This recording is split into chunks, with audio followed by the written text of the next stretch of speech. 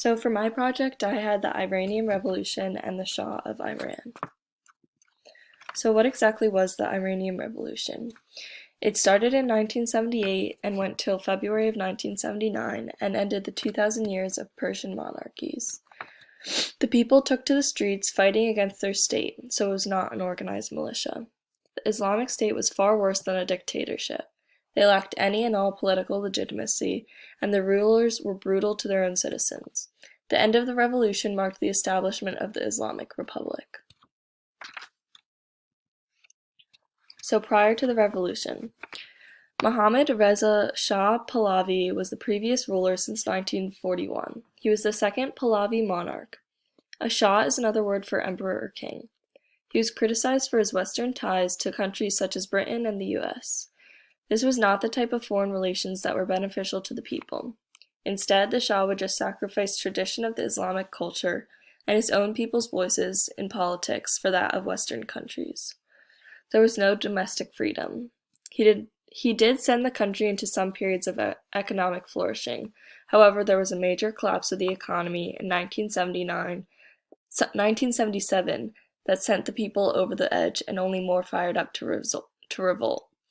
There was high unemployment and inflation rates. The White Revolution was the Shah's attempt at modernizing Iran.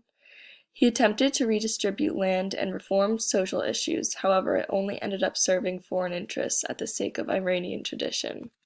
The benefits were not distributed evenly. One cleric named Grand Ayatollah Khomeini publicly renounced this attempt at modernizing and was forced into exile.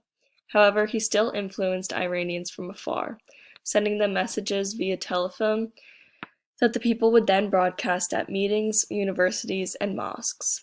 This figure definitely educated the people, who would then rise up. However, outlets for opposition parties were often outlawed after being met with censorship, surveillance, harassment, and torture. And that's a picture of Pahlavi with his children in the back. During the revolution. The start of the revolution began after a religious group of students saw slanderous remarks against Khomeini in a newspaper. They took to the streets, followed by many more Iranian youths. The Shah had already been suffering from cancer at the time. Many casualties resulted from the anti-monarchy protests. Cycles of violence only fueled the protests. On September 8th, martial law was established and hundreds were killed in Tehran. Government workers eventually went on strike, which failed the oil industry. Khomeini's insistence on the Shah's abdication fueled the people to force him and his family into a vacation, as they called it. A regency council did not prove successful in functioning during the absence of their leader.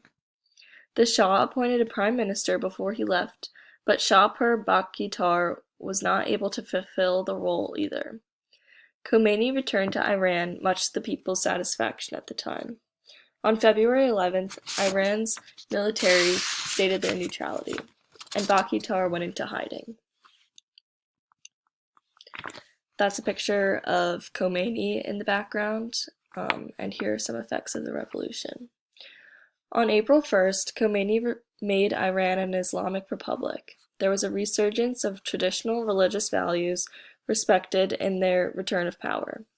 The Family Protection Act of 1967 was amended in 1975 and extended rights to women in marriage.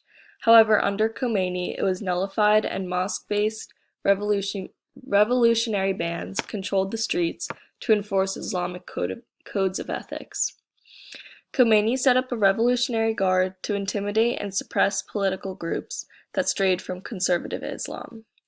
The violence that came from Khomeini's reign soon exceeded the brutality under the Shah. All efforts were driven to reject Western influence. As a result, most Western-educated intellectuals fled Iran. Built-up sentiment against the U.S. presented itself most notably when in November of 1979, 66 U.S. embassy members were taken as hostages. The U.S. was medically treating the Shah, and the Iranians demanded they stop. The new constitution of Iran was based on Khomeini's vision and beliefs, and allotted all power to the new Rahbar, which he of course fulfilled the role of.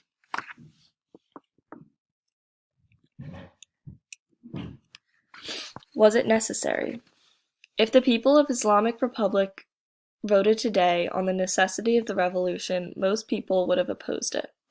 The journey for social justice decades ago started with the promise of freedom, democracy, and independence. Some would claim a return to Islamic culture had been successful. However, most would regard the revolution as complete adversity. The supporters would say if the revolution had not happened, most Iranians would not have access to basic services and infrastructure. Literacy rates have doubled, and the country is definitely more urbanized. Yet, most Iranians still are not economically stable, with more than 12 million living under the absolute poverty line. Even more live under just the poverty line. The government has not promised what it set out to do. It is fraught with nepotism, corruption, and mismanagement. In other words, a revolution was necessary for the growing gap between rural and urban citizens, but a just one. Here are some discussion questions. The first three you could probably get from the slides, but the last two might mean you might have to think critically. So, how did the Iranian Revolution begin? What was the White Revolution? What were some goals of Khomeini's rule? Do you think the revolution was necessary? And is it better to conserve tradition or improve with modernization? And here are my sources.